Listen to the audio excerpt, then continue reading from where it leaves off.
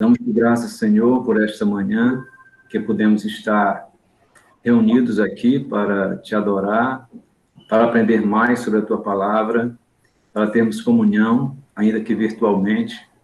Te pedimos, Senhor, as tuas bênçãos sobre tudo que será feito e que em tudo o teu nome seja glorificado. Em nome de Jesus, amém. Amém. Muito bem, vamos nós então, com a palavra Pedro, e hoje a gente conclui, Deus permitindo. Aqui, pronto. Ok. Tudo bem? O slide passou aí? Está passando? Está bem lento aqui, mas eu acho que vai já chegar aí. Tá, tudo bem? Está passando o slide? Ok, pastor Kelso. Ok, então, realmente eu preciso da interação de vocês. Por favor, quando eu perguntar coisa, digam, que a gente fica aqui perdido sem saber se estão ouvindo, se não estão, tá bom? Mas, enfim, na aula passada nós vimos o capítulo, vimos um pedaço do capítulo 5 e nós vimos que era uma tragédia. Que tragédia? Qual era o personagem envolvido nessa tragédia?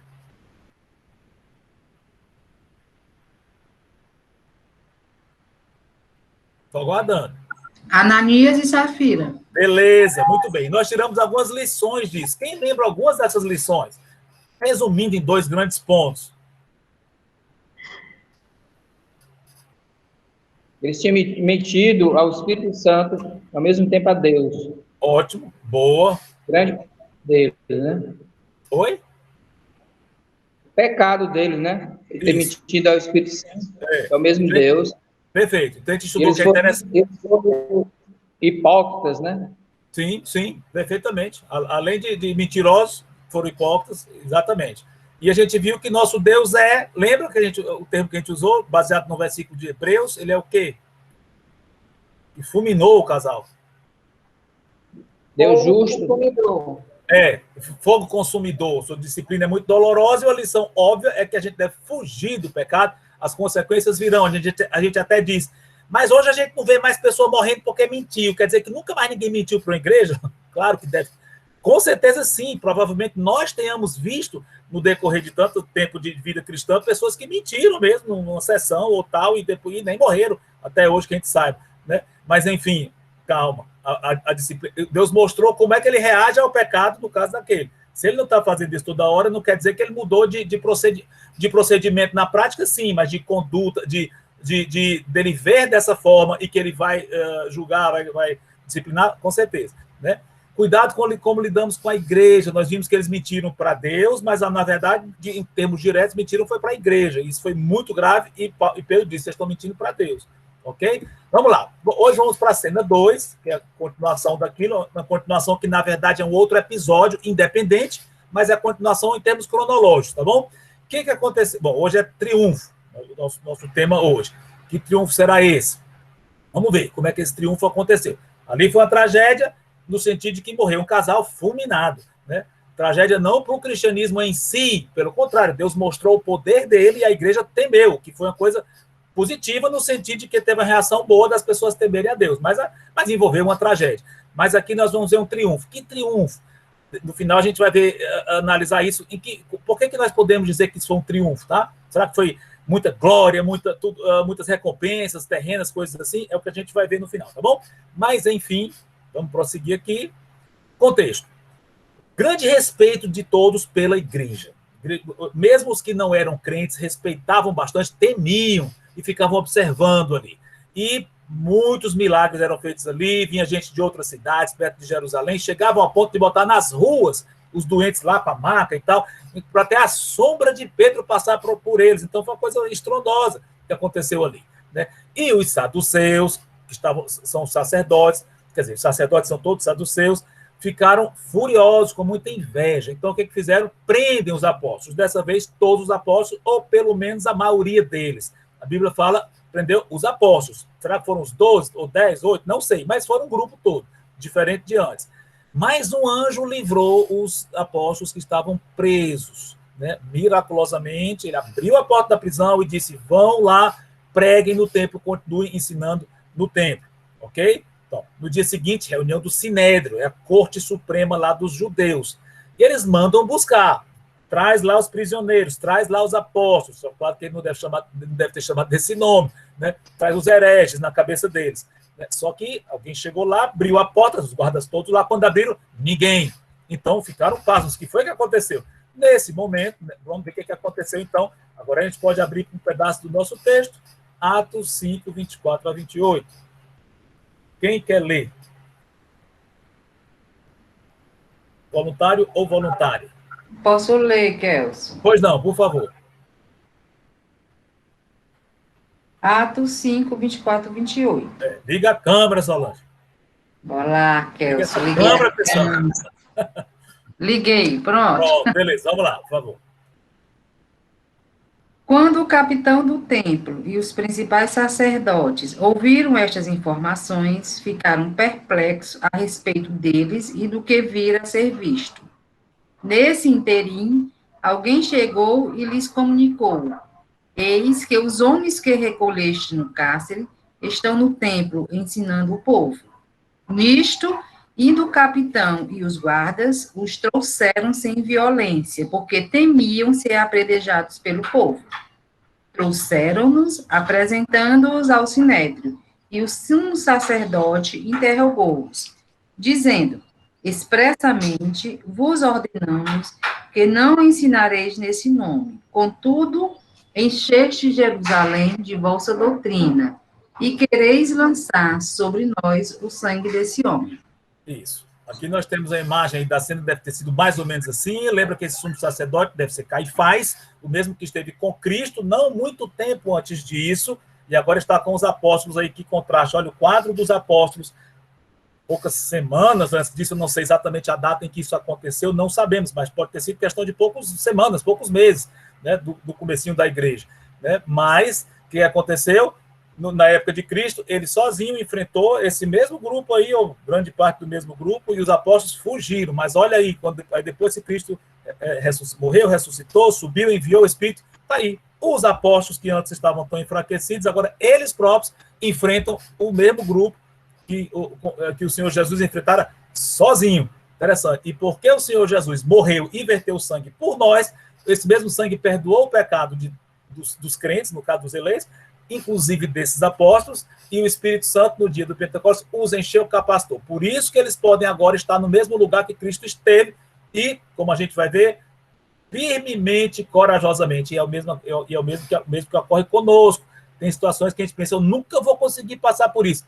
Calma, se um dia for preciso, pode ser que nem seja preciso mesmo, não. Pode. Deus nos livra de muitas coisas. Mas, se Deus quiser que a gente passe por uma certa coisa, o sangue de Cristo, que já foi derramado por nós, já perdoou o nosso pecado, nós temos comunhão com Ele, somos aceitáveis a Ele, servimos, e o Espírito Santo nos capacita para enfrentar o que quer que seja preciso, com a mesma segurança que esse grupo aí agora demonstrou, tá bom? Vamos prosseguir.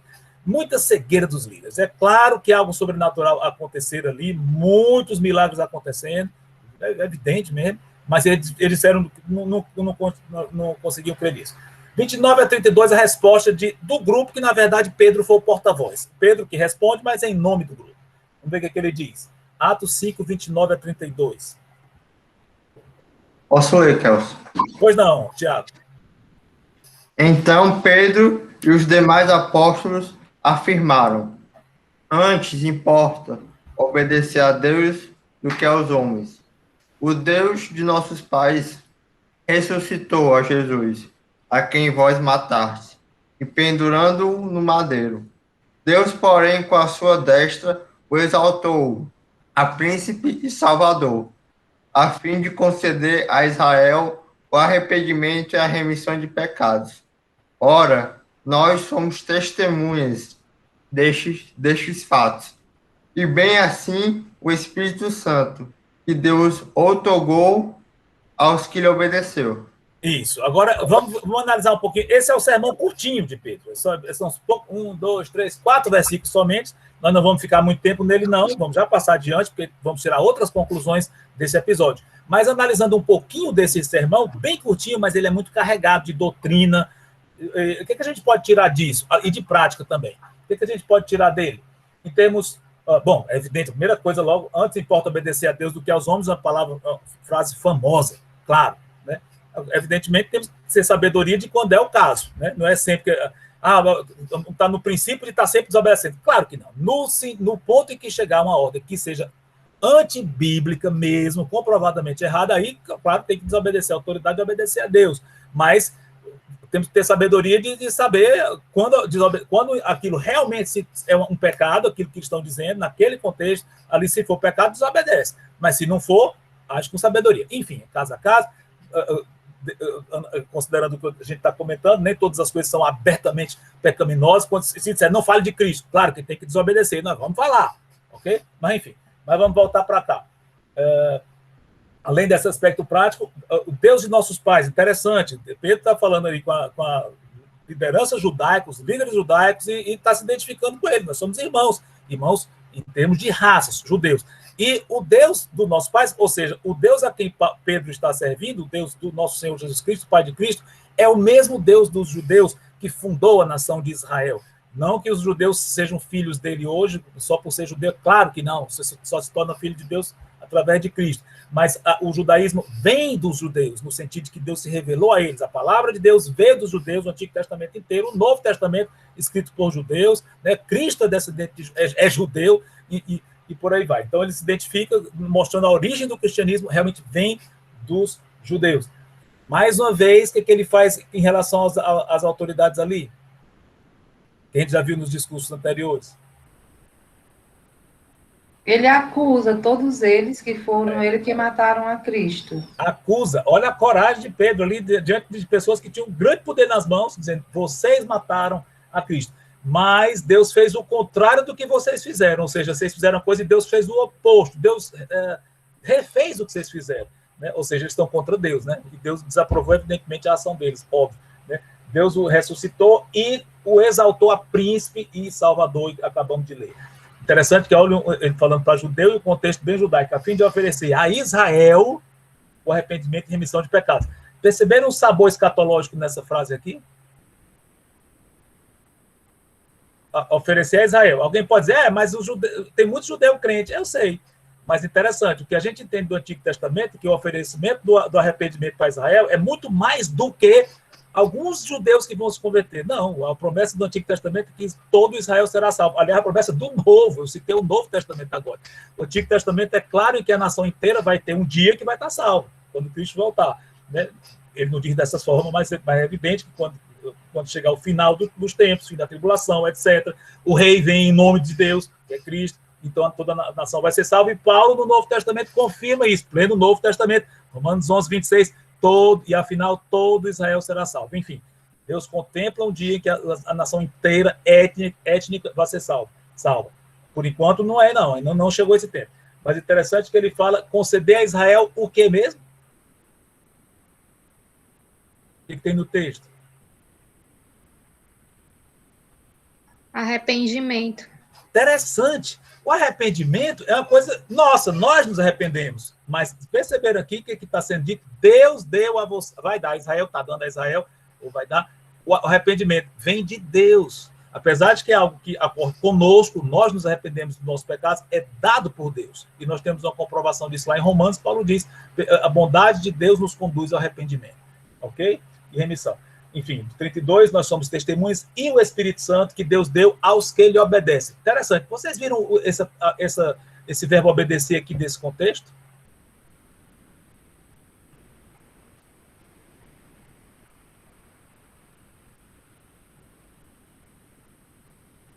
Como é a pergunta, Kels? Faz a fórmula novamente. Tá. Ele diz, Deus dá o Espírito aos que lhe obedecem. E o verbo obedecer já apareceu nesse pequeno discurso de Pedro? O mesmo verbo aqui?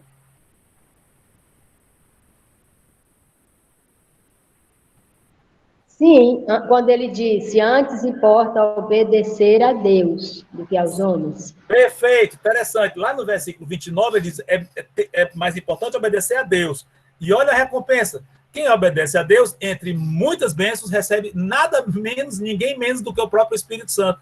Ou seja, obedecer a homens tem recompensas pequenas aqui, mas quem obedece a Deus, são grandiosas as recompensas. Inclusive, no próprio contexto, ele diz, Deus dá o Espírito Santo para quem lhe obedece, além de várias outras bênçãos. O Espírito Santo é uma pessoa, é Deus mesmo, né, aqui.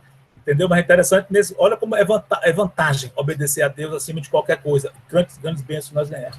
Enfim, vamos prosseguir aqui. Já comentamos isso, o slide já está tudo, já falei praticamente tudo isso. Vamos lá. O que aconteceu depois disso? Os saduceus ficaram furiosos com isso aí, Pedro dizendo frontalmente, não, nós não vamos lhe obedecer, vamos obedecer a Deus. E quiseram matá-los. Mas se levantou uma pessoa ali, que era muito benquista do povo, uma pessoa que realmente agia com muita sabedoria. Quem é? Quem sabe? Um judeu, fariseuzão. Gamaliel. Gamaliel, que inclusive foi o mentor de quem? Alguém que aprendeu aos pés de Gamaliel?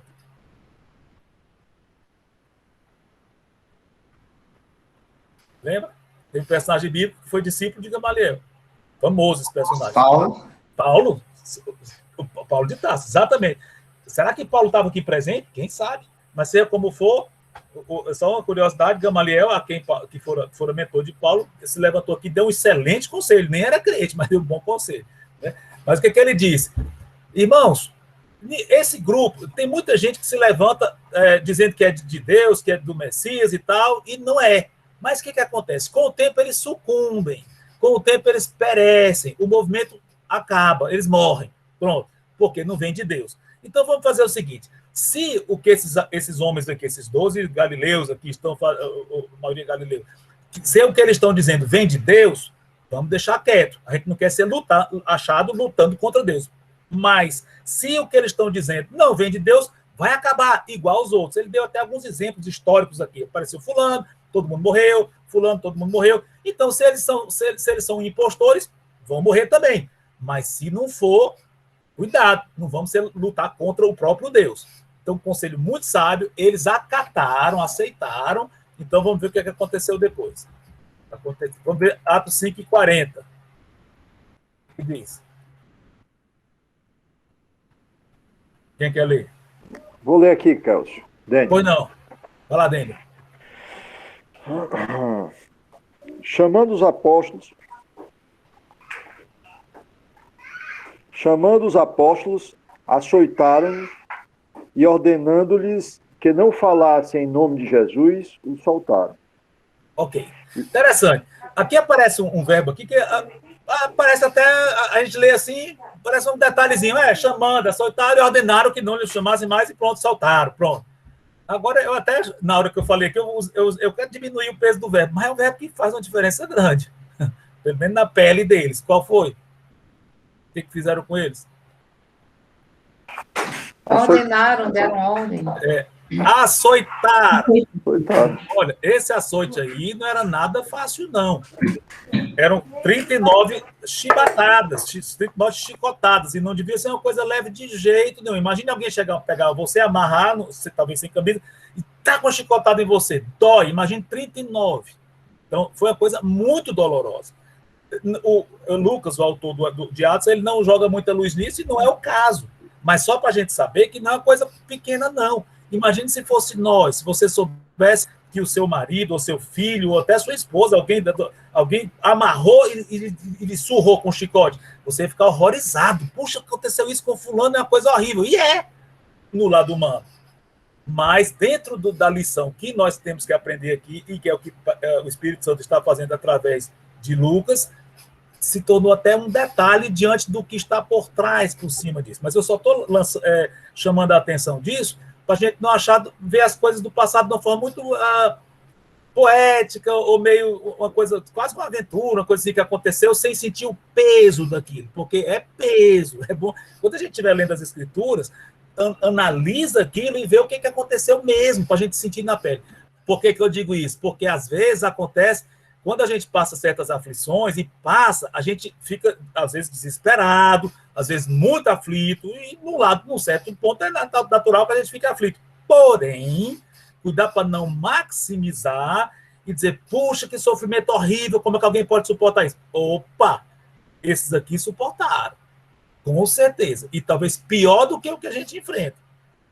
E pelo menos em termos físicos, muito grave. Então, é bom a gente lembrar disso, não minimizando o nosso sofrimento. Não estou fazendo isso, besteira, não tem problema, não estou dizendo isso. Eu estou dizendo que é grave algumas coisas que nós sofremos? Mas é isso que acontece mesmo, é isso que tem acontecido desde o começo da história da igreja, da história do mundo. E eu estou falando agora em termos mais específicos da igreja. é o que tem acontecido. São sofrimentos que o Senhor, inclusive, disse, vocês vão passar por isso. Então, quando nós passarmos por isso, pensemos, Senhor, tu deste força a eles, olha como eles reagiram aqui, vamos já ver. Então, me dá força também, para eu não ficar tão pasmo, tão perplexo com isso, mas para que eu seja reconfortado por ti e faça como eles agiram, porque o Espírito Santo é o mesmo. O mesmo Espírito Santo que está neles está em você, se você é um crente. Uma vez que nós somos crentes, o Espírito Santo está em nós e pode agir conosco igual agiu com eles, tá? Então é bom, por isso que eu estou jogando tanta ênfase nessa questão de lembrar, os sofrimentos, eles passaram, mas venceram, como a gente vai já ver aqui agora, tá bom? Versículos 41 e 42, o que diz? Eu posso ler, pastor? Foi não. Retiram-se, pois, à presença do conselho, regozijando-se de terem sido julgados dignos de padecer afronta pelo nome de Jesus. E todos os dias no templo e nas casas não cessavam de ensinar e de anunciar Jesus Cristo. Como é que eles se retiraram do Sinédrio? Doloridos, com certeza, mas... O que diz aí que você acabou de ler? Felizes. Alegraram, né? Alegres. Por quê? Porque eram masoquistas, né? Masoquistas gostam de sofrer, quanto mais eu sofrer, melhor. Ai, sofri, que coisa boa. É por isso? Pela causa. Pela causa. O motivo pelos quais eles sofreram. Porque eles foram considerados dignos por Deus de sofrer afrontas, que sofrer foi uma afronta, foi uma injustiça, foi uma coisa horrível. Eles foram afrontados, foi erradíssimo o que fizeram com eles. Óbvio, mas eles sofreram por causa do nome de Cristo. Então, uma vez que eles fizeram isso por causa do Senhor, ou seja, uma honra. Então eles se sentiram, puxa, nós somos honrados dessa forma. E talvez o que tenha aumentado a alegria deles, eu estou especulando, foi porque talvez eles devem ter se lembrado, provavelmente, poucas semanas antes, nosso Senhor enfrentou isso sozinho e nós abandonamos. Mas apesar disso, ele nos perdoou e restaurou. Como é maravilhoso, nós somos restaurados pelo Senhor a ponto de que agora nós estamos enfrentando isso. Então eles podem ter vibrado, fazendo um link na cabeça. Fazendo ou não um link, eles viram, o Senhor nos considerou fiéis e nos fez passar por isso. Então, olha, quando o crente passa por provações e reage bem, a gente vibra. E, com certeza, não é que o sofrimento não vai embora, as dores estavam lá. Deus não tirou a dor miraculosamente. Eu creio que não. Pelo menos, eu acho que Lucas teria dito aqui. Mas eles sofreram, sim, mas algo maior do que a dor falou mais alto. O que significava aquilo tudo. Ok? Comentamos isso. Isso. Nós vimos que todos os dias no templo e de casa em casa, que eles fizeram exatamente o que eles foram proibidos de fazer. Não foi? Não falem. Eles falaram. Olha aí. Então, obediência, insistiram na obediência ao Senhor. Ok? Bom, lições da segunda cena, dessa cena aqui que nós acabamos de ver. Que lições nós poderíamos tirar? Eu peguei 2 lições em termos gerais. Mas antes disso, alguém gostaria de comentar alguma coisa? Então vamos ver as lições, depois vocês comentam. Vamos lá. Primeiro, o inimigo tenta nos desanimar. Com certeza. Ali o Satanás devia estar por trás daquilo, não tenha dúvida. Da liderança judaica, o Satanás estava fortemente no coração de Caifás, dos outros, tudo. E o objetivo, desanima o povo de Deus para não falar. Não só para não falar, mas também para não servir ao Senhor, para não agir como eles devem. Desanima. E, naquele contexto, foi uma perseguição, mas hoje com várias outras formas. Estou aplicando, seja pandemia, várias mortes que nós temos enfrentado, ou familiares, ou pessoas bem próximas, e muitos outros desafios de várias áreas que nós temos enfrentado, seja econômico ou político, seja o que for, né? Filosófico, muitas coisas estranhas acontecendo no mundo. Então a nossa tendência é ficar desanimado. O inimigo usa tudo isso. Não estou dizendo que a pandemia veio do diabo. Não. Deus é soberano sobre a pandemia, não tenha dúvida. Agora, ele pode usar o diabo para isso? Claro. Eu não estou afirmando até que ponto ele usa, não sei. Mas seja como for, não vou entrar nos meandros da questão de até que ponto Satanás está no corona. Eu acho que deve ter uma participação, sim. Deus em cima, não tenha dúvida. Mas até certo ponto pode estar usando? Sim. Seja como for, Satanás usa tudo isso para nos desanimar e ficarmos abatidos e perplexos. até certo ponto é natural, porque nós somos seres humanos, somos frágeis, e essas coisas realmente nos abalam, e abalam mesmo, são coisas muito desagradáveis. Porém, vê o que está por trás. Satanás, independente de qual seja a participação dele no corona, o percentual da participação, independente disso, que ele usa isso para nos abater, e qualquer outra coisa, inclusive as mortes, ele usa, ele tenta usar, igual ele tentou usar aqui o sinédrio para abater os apóstolos. Mas, como é que nós devemos fazer? Vou obedecer ao Senhor, vou continuar firme nele, sofrendo, estou sofrendo.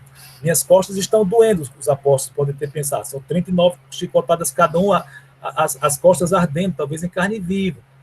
Mas eu vou continuar servindo. Se vier mais chibatada, Deus vai dar força.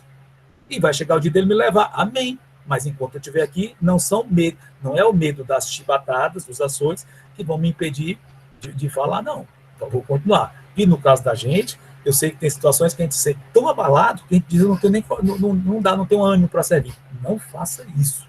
Eu sei o que é isso. Eu sei o que é passarmos por situações e que a gente se sente sem nenhuma força. Corre para o Senhor. Ele dá força, seja o que for, seja apanhando fisicamente, seja doente, seja perda de entes queridos.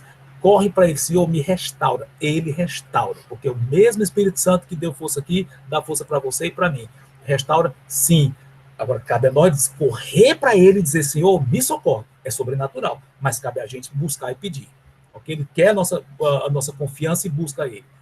Quando nós fazemos isso, nós o glorificaremos, com certeza, como eles glorificaram, e aliás, até hoje, 2000 anos depois, nós estamos lendo, vibrando. Puxa, que coisa linda que Pedro e os demais fizeram aqui. Pois é, glorificaram a Deus ali, e até hoje, Deus está sendo glorificado pelo que eles fizeram há 2000 anos. E nós vamos ter grandes recompensas eternas. Imagine o que essas pessoas receberam no tribunal vão receber no tribunal de Cristo, quando forem recompensados por tudo que eles fizeram. E nós vamos receber por tudo que nós fizemos aqui, com toda certeza. Mas, além das recompensas eternas, nós vamos ter pelo menos 2 recompensas aqui, hoje mesmo. Uma, estado emocional. Como é que eles saíram ali? Interessante que o Lucas fala, esses 2 pontos que eu estou dizendo, não são da minha cabeça, não. Estão aqui que a gente acabou de ler. Qual é o estado emocional deles? Alegres. Firmes. Sofrendo, mas firmes. Sofrendo fisicamente, mas firmes. Então, a alegria, mesmo na dor, é uma alegria estranha que seja, mas ele dá essa paz. Dá, com toda certeza. E o outro, força para continuar servindo. Exatamente o que eles fizeram. Alegres, continuaram servindo. Pois, mesmo sob ameaças, no caso dele. E no nosso caso, mesmo sob ameaças. Ameaças, as cifras de pessoas que são contaminadas, que está aumentando muito, eu sei que. Ou seja, então são ameaças. Então eu me sinto ameaçado, sinto com medo, disso ou daquilo. Mas mesmo sobre ameaças, vamos continuar servindo. Não deixemos que essas ameaças de doença, seja do que for, nos abalem. Peçamos ao Senhor e Ele vai nos manter alegres e com forças para servir. Ok? E já para concluir, olha, eu estou acabando até mais cedo, porque inclusive, é até bom acabar um pouco mais cedo a aula em si, a exposição, porque vamos deixar uns minutos no final para a gente compartilhar algumas coisas aqui. Tá bom? Concluindo, já terminamos o texto aqui, agora essa conclusão é mais geral, com a palavra Pedro. Conclusão mais geral. Vai ser mais rápido isso aqui, depois fiquem logo pensando em como é que vocês vão compartilhar aqui com a gente, porque senão vai acabar a aula mais cedo mesmo. Eu vou ficar frustrado. Se daqui a 10 minutos eu paro de falar, e vai ter 15 minutos ainda de tempo de aula que ninguém fala, e vamos acabar mais cedo. Tchau, porque ninguém quis compartilhar. Vou ficar frustrado. Mas ninguém vai ficar frustrado, não. Vamos voltar para cá, concluindo aqui. Pedro, vamos dar um avançozinho no tempo aqui. Bom, quando aconteceram essas coisas, Pedro tinha mais ou menos quantos anos? Chuta. Aliás, eu não sei o número exato, eu não sei, mas dá para ter uma ideia.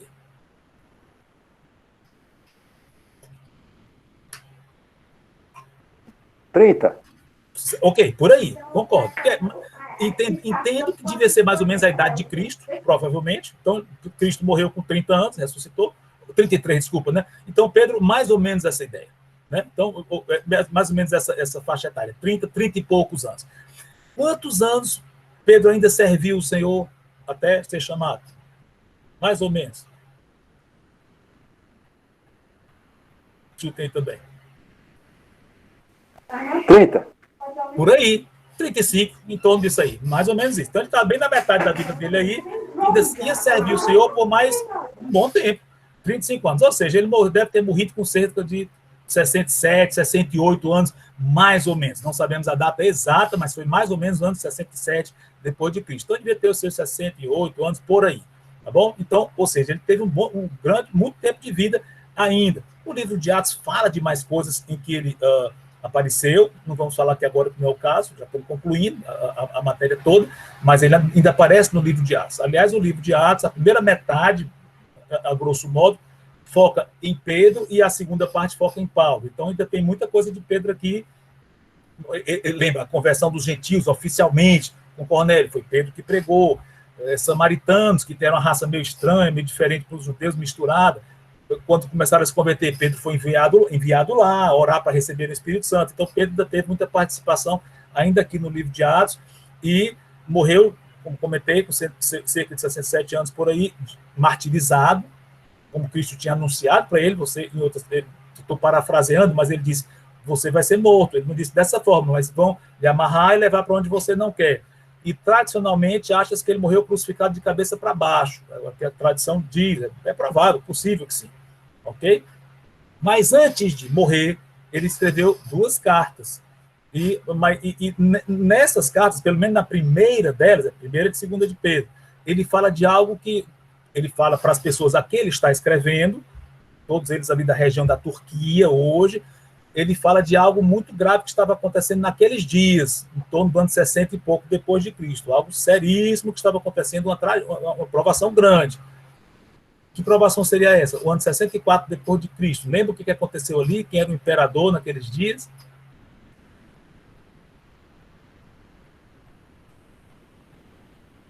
Imperador famoso e horrível, ao mesmo tempo.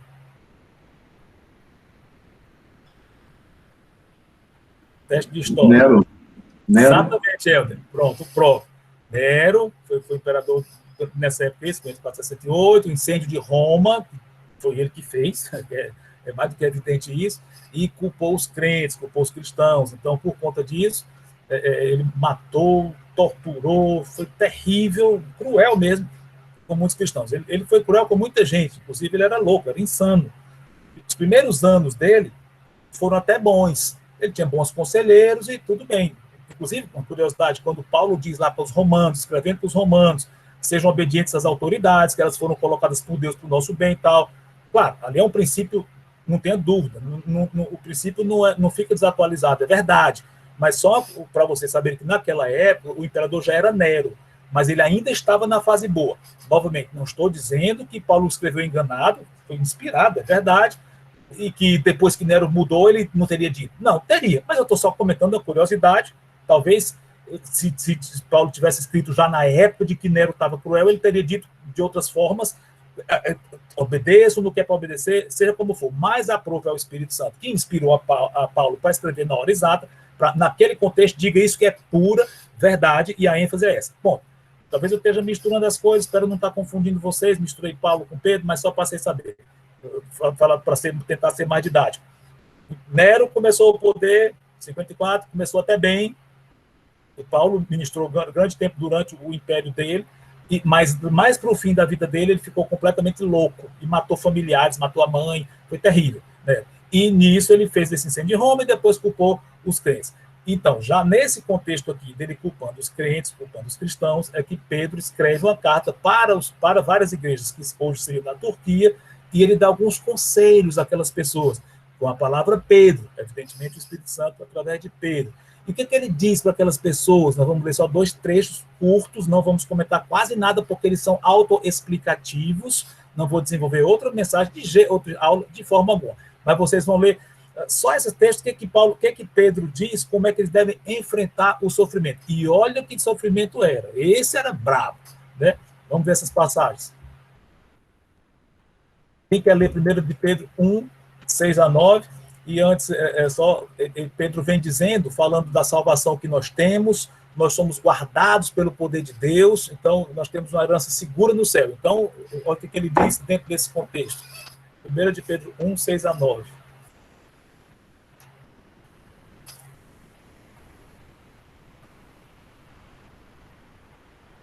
Entenderam, né? Vocês são guardados, vocês têm a herança. Então, por isso, olha só.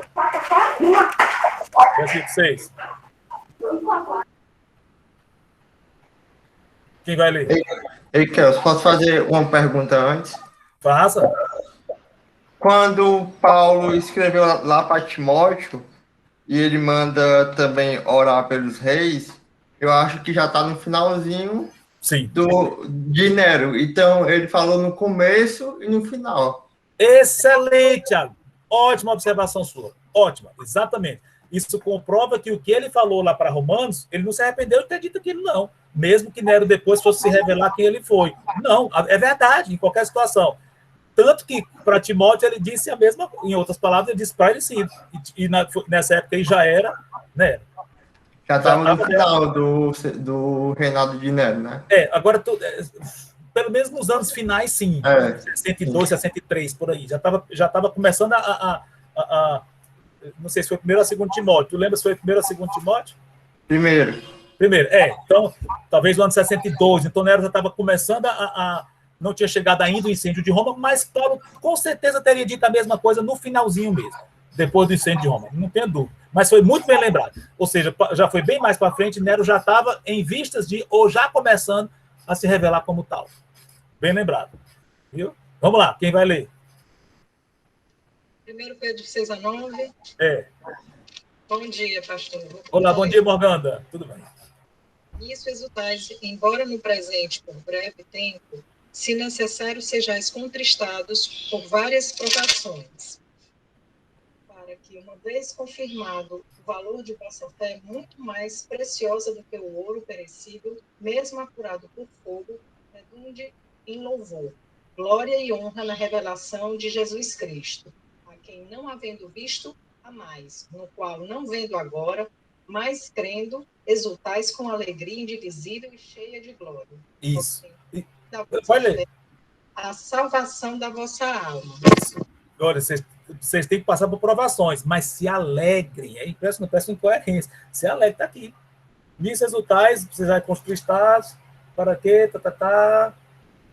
Quer dizer, no caso, ele não está dizendo se alegre na provação em si, mas ele está dizendo vocês estão alegres, mesmo que tenham que passar por provações, ou seja, elas não vão acabar com sua alegria. E, aliás, no 8 ele diz mesmo, mas vocês não estão vendo, mas crendo, vocês exultam, vocês estão exultando, mesmo nas provações, com alegria indizível, indescritível e cheia de glória. Ou seja, que mensagem de Pedro? E o 4, 12 e 13? 1 de Pedro 4, 12 e 13. Mais ou menos na mesma linha, olha só. Posso ler? Pois não. Amados, não estranheis o fogo ardente que surge no meio de vós, destinados a provar-vos como se alguma coisa extraordinária vos estivesse acontecendo. Pelo contrário, alegrai-vos na medida em que sois co-participantes dos sofrimentos de Cristo, para que também, na revelação de sua glória, vos alegreis exultando. Isso. Só uma observação. Aqui o contexto é perseguição, e ele está dizendo, vocês estão sofrendo por causa de Cristo. Então, estou deixando bem claro. Não quero deturpar o texto, dizendo que ele está ensinando exatamente isso. Não, o contexto aqui é, vocês estão sofrendo perseguições porque são crentes. Então, aí Paulo deixa isso bem claro. Mas eu estou aplicando isso para nós, tá? Então, eu estou pegando um princípio e aplicando para a nossa vida, porque o que a gente tem sofrido não é por causa de Cristo, por sermos crentes. Não. Tá? Então, mas a aplicação eu entendo que seja absolutamente válida. O que ele está dizendo é, porque o crente pode achar, eu sou crente, então eu vou escapar dessas coisas, como tem muita gente que diz, né? Aliás, muita gente do evangelho da prosperidade e tal, diz, não, o crente não passa por esse tipo de coisa. Como não passa? Claro que passa.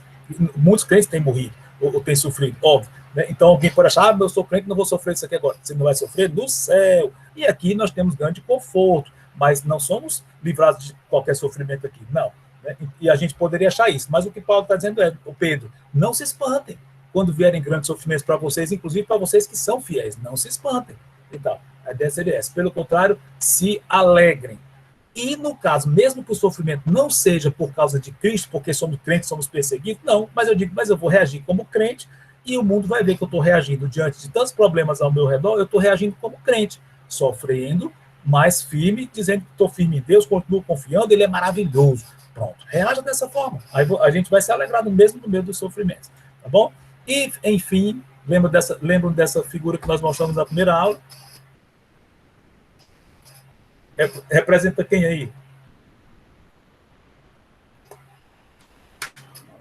Seria Pedro falando com Cristo, perguntando se ele o amava, né? Cristo é a restauração de Pedro.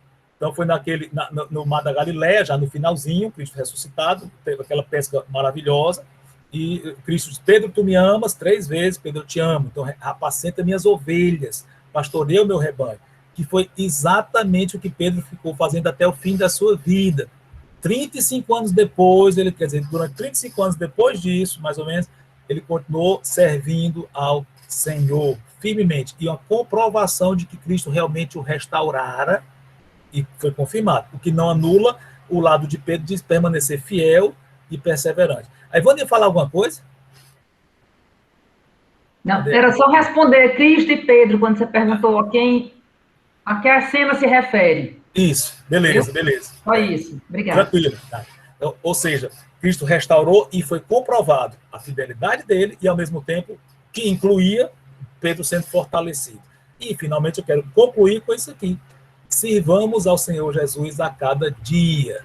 Ele nos comissionou, com certeza, assim como ele chamou a Pedro, nos chamou, claro, não nos chamou para ser apóstolos, como Pedro, o apostolado já terminou, foi restrito àquela época, mas do jeito, em termos de chamar para o ministério, ele chamou a você e a mim, que somos crentes. Ele nos acompanha dia após dia e logo nos chamará para si, seja através da morte, ou por corona, ou por outra coisa, ou seja, através do arrebatamento, ele vai nos chamar a qualquer momento. E, aliás, quem morre sem ser pelo arrebatamento também é uma chamada para ir para o céu. Sim, pode parecer estranho, porque morre de uma forma desagradável, de uma forma que geralmente envolvendo muito sofrimento, se não de si próprio, pelo menos dos outros. Então, é uma forma que tem um teor trágico, eu sei, no lado terreno. Mas é uma chamada, o que ele chama para ir para o céu. Claro, vê onde a pessoa, 1 segundo depois que morre, onde é que o crente vai estar? Nada menos que no céu com Cristo. O que tem de melhor do que isso? Né? É uma chamada, só que envolve uma partida que é dolorosa. Tá? Mas, enfim, ele nos chamou, fortalece aqui e vai nos chamar a qualquer momento. Então, que nós sirvamos a ele como Pedro serviu. Amém?